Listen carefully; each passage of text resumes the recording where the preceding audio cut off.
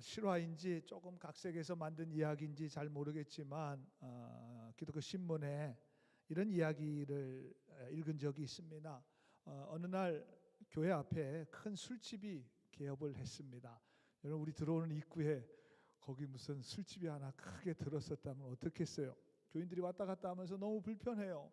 또 주말이면 또 막 사람들이 모여서 거기다 뭐 또 크게 막 소리가 나고 이러니까 교인들이 오고 가기가 너무나 불편해서 40일 작정을 하고 교회에서 기도를 하였습니다. 술집이 좀 나가게 해달라고 그렇게 기도를 했는데 40일 기도가 마칠 때쯤 되어서 그 술집이 장사가 안 돼서 문을 닫게 되었습니다. 술집 주인이 교회가 기도했다는 이야기를 듣고 교회를 향해서 술을 했습니다. 아무리 생각해도 내 가게가 망할 리가 없는데 교회가 너무 열심히 기도해서 자기가 망했기 때문에 교회에다가 100만 불을 달라고 이제 술을 했어요. 판사가 술집 주인과 교회 목사님을 불러서 이야기를 들어보았습니다. 교회 목사님이 말합니다. 아니, 어떻게 기도한다고 술집이 망하겠습니까? 그런 일이 일어날 수가 없습니다. 판사님 생각하시기에도 그렇지 않습니까? 그랬더니 술집 주인이 아닙니다. 교회가 열심히 해서 제 가게가 문을 닫은 것입니다. 이 두 주장을 듣던 판사가 이렇게 이야기합니다. 술집 주인은 기도의 능력을 확실하게 믿는데 목사님은 기도하고서도 기도의 능력을 전혀 믿지 않으시는군요. 여러분, 오늘 우리가 모두 기도의 능력, 하나님의 능력을 믿고 나왔습니다. 오늘도 하나님은 살아 역사하십니다. 오늘 예배를 통해서 하나님의 능력과 치유와 회복의 역사가 일어나게 되기를 우리 주님의 이름으로 간절히 축원합니다. 우리 옆 사람은 이렇게 인사하겠습니다. 나는 매일매일 거룩해지고 있습니다. 나는 매일매일 거룩해지고 있습니다. 하나님의 능력으로. 우리 뒤에 꼭 붙여야 돼요. 하나님의 능력으로. 하나님의 능력으로. 내 힘으로 하려면 안 돼요. 거룩해지지 않아요. 하나님의 능력으로. 출애굽기 10장을 통해서 우리는 하나님의 능력에 대해서 말씀을 나누고자 합니다. 7장에서부터 10장까지 애굽에 내렸던 9가지 재앙이 소개되고 있습니다. 그 9가지 재앙을 말씀드리면 나일 강물이 피로 변하는 재앙, 개구리 재앙, 이의 재앙, 파리의 재앙, 가축의 악질, 사람과 짐승에게 독종, 우박, 메뚜기, 그리고 오늘 읽은 9번째 흑암의 재앙입니다. 여러분들, 이 모든 재앙은 그냥 내려진 것이 아니라 저게 전부 다 애굽의 우상들입니다. 우상들에 대한 하나님의 심판이 내려진 것입니다. 여러분, 이 첫 번째 재앙이 나일강 물이 피로 변했습니다. 애굽의 나일강은 애굽의 풍요함을 가져다 주는, 거기서 모든 것들을 공급받는, 물도 공급받고 물고기도 공급받고 그런 풍요의 상징이었습니다. 당연하겠죠. 그래서 인류의 4대 문명이 전부 다 강에서부터 시작이 되었습니다. 그래서 이 나일강을 지키는 수호신이 있다고 애굽 사람들은 믿었습니다. 그래서 애굽인들은 나일강가에 가서 매일매일 그 나일강을 지키는 수호신께 제사를 드렸습니다. 물은 여러분 생명 유지의 필수입니다. 물이 없으면 아무것도 할 수 없고 다 죽게 됩니다. 그런데 오늘 말씀이 나일강 물이 뭐 조금 어느 지역에 뭐 하류에 중류에 조금 오염된 것이 아니라 완전히 전체가 피로 변해서 악취가 나고 도저히 이거는 뭐 정수기를 정수해도 먹을 수 없는 그런 물이 되었습니다. 애굽이 다 죽게 생겼어요. 여러분, 만약에 물을 공급받지 못하면 사람 죽잖아요. 그렇게 애굽이 신성시 여겼던 이 나일강을 지키는 수호신 하나님의 재앙 앞에 아무런 대책이 없습니다. 아무런 대안이 없어요. 이게 우상이죠. 우상이 무슨 대책이 있고 무슨 대안이 있겠습니까? 이 우상을 하나님이 심판하신 것입니다. 7장 17절에 보니까 여호와가 이같이 말하노라. 내가 이로 말미암아 나는 여호와인 줄 알리라 그랬습니다. 여러분, 여호와 하나님만이 창조주시고 참 하나님을 알게 될 것이다. 나일강의 우상을 멸하신 사건. 오늘 우리가 읽은 본문 23절에도 사람들이 서로 볼 수 없으며 자기 처소에서 일어나는 일을 자가 하나도 없다. 메시지 성경에 보니까 사흘 동안은 꼼짝도 할 수 없었다. 여러분, 빛이 없어요. 캄캄해요. 우리가 그거를 칠흑 같은 어둠이라고 해요. 칠흑 같은 어둠. 조금도 빛이 없어요. 여러분 한번 생각을 해보세요. 조금도 빛이 없어요. 여러분, 밤에 자다가 좀 깨서 이렇게 나가면 빛이 없으면 늘 24시간 있는 집도 이게 어디가 문이 어딘지 몰라요. 불을 켜야 됩니다. 불을 켜야 돼. 아니면 뭐 이렇게 콘센트를 하나 꽂아놔 스탠드를 켜놓든지. 칠흑 같은 어둠. 움직일 수가 없고 꼼짝도 할 수가 없는, 아무것도 보이지 않는 그런 정말 엄청난 이 흑암의 재앙이 임하게 되었습니다. 그런데도 27절에 보니까 여호와께서 바로의 마음을 완악하게 하셨으므로 그랬습니다. 제가 이미 말씀드렸습니다. 바로의 마음을 하나님께서 완악하게 하셨다는 것은 바로의 마음이 너무나 강팍해져서 그냥 내버려 두신 거예요. 하나님이 무슨 바로의 선한 마음을 완악하게 하신 것이 아니라 워낙 악하니까 그냥 내버려 두신 거예요. 여러분, 이 완악함은 제가 교만에서부터 시작된다고 말씀을 드렸습니다. 이런 엄청난 재앙이 임했는데도, 무려 9가지의 재앙이 임했는데도 이 바로의 교만이 무너지지가 않아요. 여러분, 이 교만이 이래서 이렇게 무서운 거예요. 이렇게 무섭습니다. 결국 마지막 10번째 재앙을 다 받게 되고, 그리고 결국 이제 출애굽하게 되는데, 제가 다시 한번 권면합니다. 서서히 겸손의 옷을 집에다 두고 오시는 분들이 한두 분 계신 것 같아요. 한두 분 계신 것 같아요. 여러분, 날마다 겸손의 옷을 입고 살아가시기를 간절히 바랍니다. 우리 하나님 앞에 늘 겸손해. 여러분, 그런데 이렇게 엄청난 재앙을 내리시는 이유가 무엇입니까? 왜 이런 재앙을 애굽이 받아야 합니까? 그 이유는 한 가지밖에 없습니다. 이스라엘 백성들을 출애굽시켜 주시겠다는 것입니다. 모든 방법을 사용하셔서 하나님께서 하나님의 백성들을 구원하시겠다고 하는 분명한 의지가 담겨져 있습니다. 그래서 바로의 권세가 아무리 강력해도, 바로의 능력이 아무리 대단하다고 해도, 여러분 그 당시에 바로는 거의 신의 수준입니다. 그리고 바로가 가지고 있는 엄청난 그런 군대와 병력을 가지고 있다고 해도, 여러분 하나님의 능력은 그것과 비교할 수 없을 정도로 크십니다. 하나님의 권세는 더 강력하십니다. 하나님의 군대에 비하면 바로의 군대는 아무것도 아닙니다. 모든 신들을 위해 뛰어나신 하나님이십니다. 아니, 애굽이 섬기는 신들은 다 우상입니다. 아무것도 할 수 없는 우상들이에요. 하나님만이 유일하신 창조주 하나님이시다. 여러분, 이분이 바로 우리가 믿는 하나님이십니다. 여러분들이 고백하는 하나님이십니다. 지금 우리와 함께 하시는 하나님이십니다. 하나님은 능력이 많으십니다. 하나님은 엄청나십니다. 하나님은 놀라운 일을 행하십니다. 아멘 안 하시면 오늘 예배 안 끝납니다. 하나님은 능력이 많으십니다. 하나님은 참 놀라우십니다. 하나님은 엄청나십니다. 여러분, 오늘 우리의 예배를 통해서 치유될 것을 치유하게 하시고,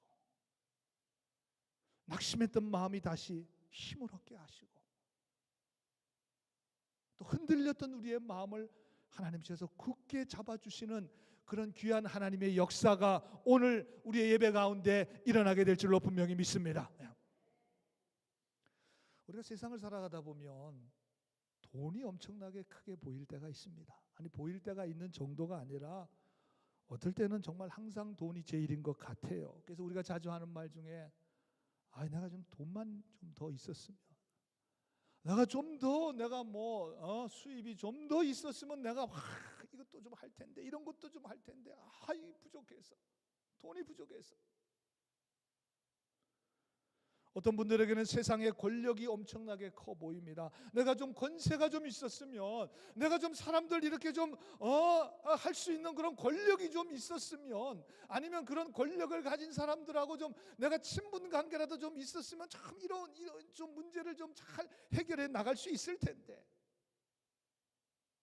여러분, 세상의 인기가, 세상의 어떤 능력이, 성공이 굉장히 크게 보이기도 합니다. 보이는 정도가 아니라 사실 그렇습니다. 여러분, 인기 있는 사람, 잘 나가는 사람, 성공한 사람들 보면 나도 좀 어떻게 저렇게 좀 될 수 없나? 나도 좀 그렇게 됐으면 좋을 텐데. 그럴 때가 있어요. 솔직히 그렇습니다. 여러분, 우리 그리스도인들은 솔직해야 돼요. 우리 옆분들한테 물어보세요. 그럴 때가 있습니까, 없습니까? 그럴 때가 있습니까, 없습니까? 물어보세요. 없는데요 하신 분들은 오늘 예배 끝나고 빨리 하늘로 승천하세요. 여기서 살 분들이 아니세요. 그렇죠. 있는 정도가 아니라 많습니다. 내 현실을 보면 세상에게 너무 크게 보여요. 너무 아름답게 보여요. 너무 그냥 환상적으로 보여요. 여러분, 그게 현실이에요.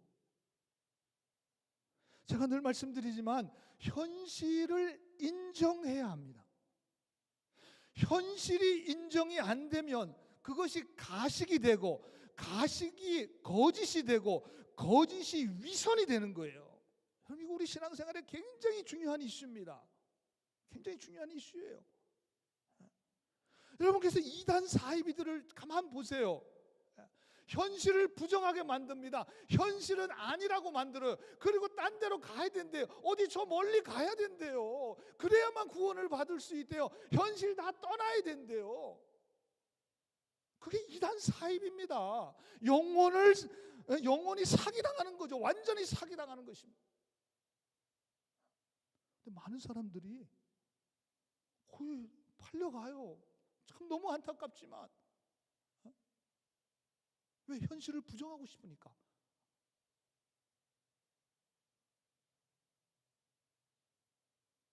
여러분, 세상이 크게 보이는 게 사실입니다. 현실이에요. 그걸 부정하려고 하지 마세요. 그래서 내 마음이 자꾸만 세상 쪽으로 가려고 할 때가 많습니다. 이거 인정해야죠. 인정해야죠. 그러나 여러분, 우리가 신앙생활하고 믿음생활하면서 우리의 생각과 가치관과 바라보는 것이 조금씩 바뀝니다. 변화가 됩니다. 오늘 예배 나오신 여러분들, 무엇이 가장 크게 보이셔요? 무엇을 가장 크게 보고 계십니까? 무엇을 가장 크게 생각하고 느끼고 계십니까? 오늘 우리가 예배하는 하나님인 줄로 믿습니다. 하나님의 능력이. 오늘 우리 하나님의 능력을 덧입고자 이 예배에 나왔습니다. 예수 그리스도의 십자가의 그 은혜와 또 부활하신 그 부활의 능력, 그 예수 그리스도의 그 능력을, 그 은혜를 세상의 어떤 것보다도 더 우리가 크게 바라보고 오늘 믿음을 가지고 하나님 앞에 나왔습니다. 세상의 것들이 크게 보이지만 오늘도 여러분 안에 역사하시는 성령의 능력이 그 세상적인 가치관을 바꾸고 변화시켜서 하나님의 거룩하신 뜻대로 살아갈 수 있도록 여러분을 인도해 주십니다. 그렇습니다. 바로 그렇습니다.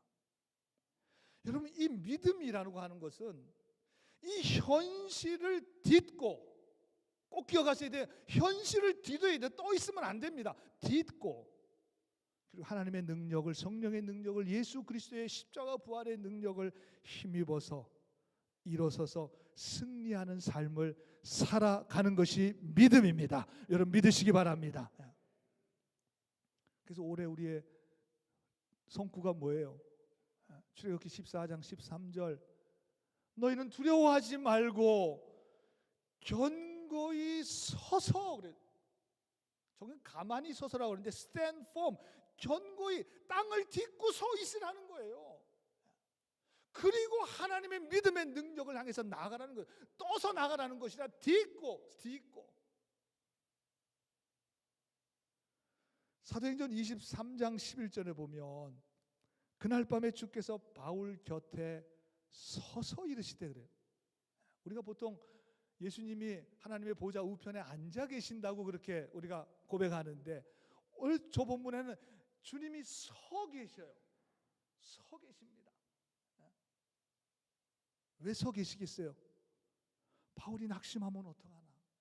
바울이 절망하면 어떡하나? 바울이 어려움과 고난 때문에 정말 복음, 그리스도의 복음을 전하는 걸 포기하면 어떡하나? 지금 달려가려고 주님이 서 계신다. 그러면서 말씀하십니다. 담대하라. 내가 예루살렘에서 나의 일을 증언하기를 로마에서 증언하여야 하리라. 근데 그날 밤에 그랬습니다. 여러분, 이 그날 밤은 바울의 모든 인생 가운데 가장 힘든 밤을 지내고 있습니다. 왜냐하면 지금 유대인의 손에 넘어가기만 하면 바울은 즉시로 죽게 되는데, 왜냐하면 바울을 죽이려고 내가 먹지도 마시지도 않겠다고 결사대를 조직했는데 그 사람들이 무려 40명입니다. 여러분 한 사람이 나 하나 죽이겠다고 달려와도 우리 감당 못해요. 감당 못합니다. 40명이 지금 바울을 죽이려고 계획을 완전히 다 짰습니다. 40명 뿐이겠습니까? 거기 있는 모든 유대인들이 다. 그날 밤에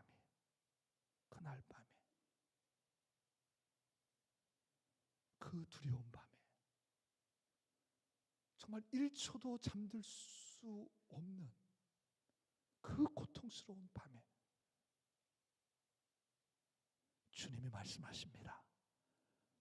담대하라. 메시지 영어 성경에 보니까 It's going to be alright. 괜찮아. Everything is going to turn out for the best라고 그렇게 말하고 있습니다. 괜찮아, 걱정하지 마. turn out이라는 말은 결국 어떻게 되다는 말이에요. 어떻게 됩니까? The best, 가장 선한 하나님의 역사가 나타난다는 것입니다. 최고의 결과가 나타난다는 거예요. 저 영어 버전은 참 너무 좋아요. 결국 하나님의 선하신 역사대로 이루어진다는 것인데, 여러분 사도행전 23장부터 읽어보세요. 그대로 되었습니다. 사도 바울 죽지 않았습니다. 로마에 가서 복음을 증거하게 되는 그런 길이 열리게 됩니다. 여러분 이것이 믿음이고, 그리고 이 믿음을 가진 사람들을 통해서 하나님의 믿음의 역사가 일어나는 것입니다. 여러분 이사야서의 말씀 중에 가장 그리스도인들이 좋아하는 말씀이 41장 10절의 말씀이에요. 우리 다 같이 한번 읽어보셨으면 좋겠습니다. 시작. 두려워하지 말라. 내가 너와 함께함이라. 놀라지 말라. 내가 내 하나님이 됨이라. 내가 너를 굳세게 하리라. 참으로 너를 도와주리라. 참으로 나의 의로운 오른손으로 너를 붙들리라. 아멘. 근데 영어 성경에 보니까, 메시지 영어 성경에 보니까 Don't panic이라는 말을 썼습니다. 이 패닉이라는 말은 사실 우리가 그냥 한국말처럼 쓰잖아요. 한국말처럼 나 요즘 그냥 상태가 패닉이야. 공황 상태라는 거죠. 두려움이 아주 극에 달한 상태라는 거죠. 아주 당황스러워서 어찌할 바를 모르는 상태가 패닉입니다. 패닉. 근데 하나님 이사야 선지자에게 말씀하십니다. Don't panic.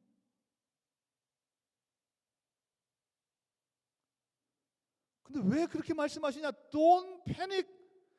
패닉에 빠지지 말어. 왜? I I am with you. 내가 너와 함께 하잖아. There is no need to fear. 두려워할 필요 없어. 아니, 두려워할 가치가 없어, 이거는. 왜? I am your God. I am your God. 내가 너의 하나님이야. 내가 너의 하나님이야. 여러분, 이렇게까지 말씀하시는 이유가 무엇입니까? 어떤 상황과 처지와 형편 가운데서도 하나님을 믿으라는 것입니다. 의심하지 말고, 두려워하지 말고, 패닉에 빠지지 말고 하나님을 믿으라는 것이고, 하나님은 당신의 백성들을 패닉 상태로 내버려 두시지 않겠다는 것이고, 하나님이 끝까지 책임져 주시겠다는 것입니다. 여러분, 우리의 운명은 하나님의 손에 달려 있습니다. 믿으시면 아멘 합시다. 아멘, 아멘. 그렇죠. 진짜입니다. 하나님의 손에 달려 있어요. 이거 그냥 하는 말 아닙니다. 하나님이 작정하시고 하나님이 여러분들의 인생을 붙들어 주고 계십니다. 더 쉽게 말하면, 여러분, 우리 그리스도인들은 망하려고 제사를 지나고 고사를 지내도 망할 수 없는 존재라는 것입니다. 하나님이 함께 하시는 인생이라는 사실을 여러분은 분명하고 굳게 믿으시기를 간절히 소망합니다. 존 칼빈의 예정론을 5개의 교리화시킨 것이 있는데, 이것을 칼빈의 5대 교리라, 그래서 앞글자를 따서 튤립이다, 그렇게 제 표현을 하는데, 첫 번째가 전적인 타락입니다. Total depravity. 전적으로 타락했다는 거예요. 인간은. 맞죠? 두 번째로는 무조건적인 선택, unconditional election. 무조건적으로 선택하셨다는 거예요. 여러분들을, 하나님의 백성들을. 세 번째로는 특별한 구속입니다. Limited atonement. 특별하게 우리를 구속하셨어요. 그 다음에 불가항력적인 은혜, irresistible grace. 저항할 수 없어요. 하나님이 은혜를 주시는데 이건 저항이 안 돼요. 저항이 안 됩니다. 불가항력적인 은혜를 주시고, 그 다음에 마지막 5번째로 성도의 견인인데, perseverance of the saint. 성도의 견인, 이 perseverance라고 하는 단어는 인내, 버팀, 끈질김, 궁극적인 구원이라고 하는 그런 뜻입니다. 그러니까 한 번 구원받은 성도는 하나님께서 여러분들을 선택하셨다면 하나님이 끈질기게 인내하고 버틸 수 있도록 하나님께서 힘과 능력과 은혜를 허락해 주신다는 것입니다. 이 고백이 담겨져 있는 교리가 참 너무 좋죠. 맞아요. 그렇습니다. 정확합니다. 그래서 여러분, 신앙생활은 내 힘으로 하는 것이 아닙니다. 여러분, 내 힘으로 하려고 생각하는 분들은 잘 들으셔야 돼요. 잘 들으셔야 돼요.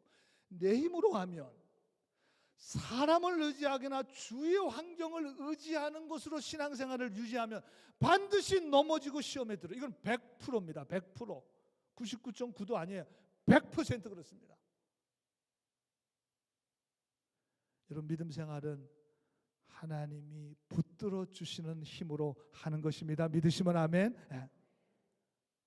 여러분, 아이가, 엄마 품에 있는 아이가 뭘 붙들잖아요. 이렇게 자기도 살려고 붙들잖아요. 혹시 떨어질까 봐. 그런데 여러분, 자기가 붙들고 있으면 이게 얼마나 가겠어요? 뭐 5분이나 가겠어요? 10분이나 가겠어요?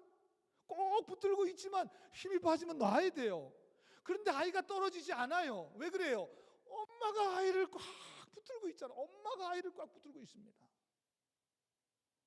그렇습니다, 여러분. 여러분들이 하나님을 붙들고 있는 게 아니에요. 착각하시면 안 돼요. 절대로 안 됩니다. 내가 붙들고 있는 거 아니에요. 내가 잠시는 할 수 있어요. 잠시, 하루, 이틀, 한 주, 한 달, 잠시는 할 수 있지만 힘이 빠져요. 어려운 일이 오면 놓게 되죠. 당연히 그렇죠. 여러분들이 하나님을 붙들고 있는 것이 아니라 하나님이 여러분들을 붙들고 계십니다. 성령께서 은혜와 능력을 주시기에 감당이 되는 거예요. 그래서 우리 인생은 하나님이 함께 하시는 가장 담대하고 강력한 믿음의 삶을 살아갈 수 있는데 바로 이것이 믿음입니다. 여러분의 자녀가 오늘 라이드는 누가 해주나, 내 학비는 어떻게 하나, 오늘 먹을 거는 뭐 어떻게, 오늘 뭐 먹을 수나 있을까? 만약 이것 때문에 힘들어하고 막 그것 때문에 고민하고 막 그것 때문에 오늘 어떻게 해야 되나, 이거 뭘 해야 되나 막 그러고 있다면 그때 여러분들이 뭐라 그러겠어요? 야, 뭘 그런 걸 가지고 걱정을 하냐? 네가 왜? 그 다 내가 해결해 줄 테니까 너 걱정하지 마. 아무 염려하지 말고 공부나 좀 열심히 해. 공부나 좀. 우리가 늘 하는 말 아닙니까? 여러분, 이게 그냥 하는 소리예요? 부모가 그냥 허풍으로 하는 소리입니까? 그냥? 이게?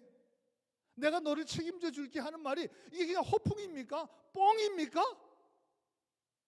아니에요. 진짜로 부모가 책임을 져 줍니다. 책임져 주시잖아요. 여러분들이 자녀들을 성인이 될 때까지. 여러분, 하나님은 우리 부모보다 훨씬 더 크신 분이십니다. 비교가 안 됩니다. 사실은 전지전능 무소부재하신 하나님이십니다. 모든 것을 할 수 있으시고 언제 어디나 존재하십니다.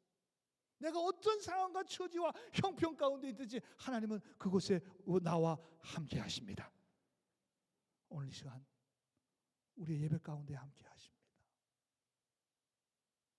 여러분들의 그 어려운 사정과 고통과 힘듦을 우리 하나님께서 다 알고 계십니다. 다 알고 계십니다. 그리고 해결의 길을 열어주십니다. 역사해 주십니다. 하나님의 놀라운 능력으로 여러분들을 책임져 주십니다. 여러분, 믿으시기 바랍니다. 9가지 재앙은 바로와 애굽에 속한 모든 사람들에게 하나님의 심판이었지만, 그리고 재앙이었지만, 여러분, 모세와 이스라엘 백성들에게는 출애굽하게 하시는 하나님의 능력이요, 기적이요, 보살펴 주시고 인도해 주시고 붙들어 주시는 하나님의 은혜였습니다. 오늘 본문 23절에 보니까 애굽 전역에는 흑암이 꽉 차서 아무도 볼 수가 없어요. 그런데 온 이스라엘 자손들이 거하는 곳, 저희가 어디예요? 고센입니다. 고센.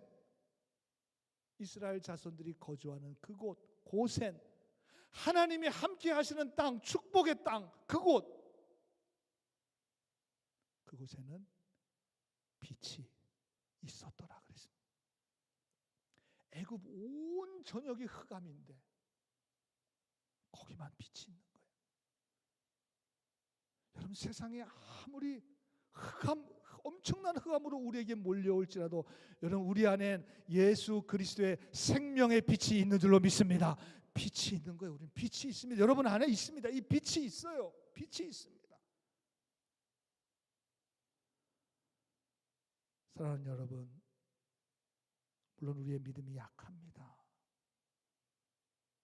참 어떨 때는 그러지 말아야지, 이러면 안 되지, 반복적인 죄 가운데 살아갈 때도 사실 많이 있습니다.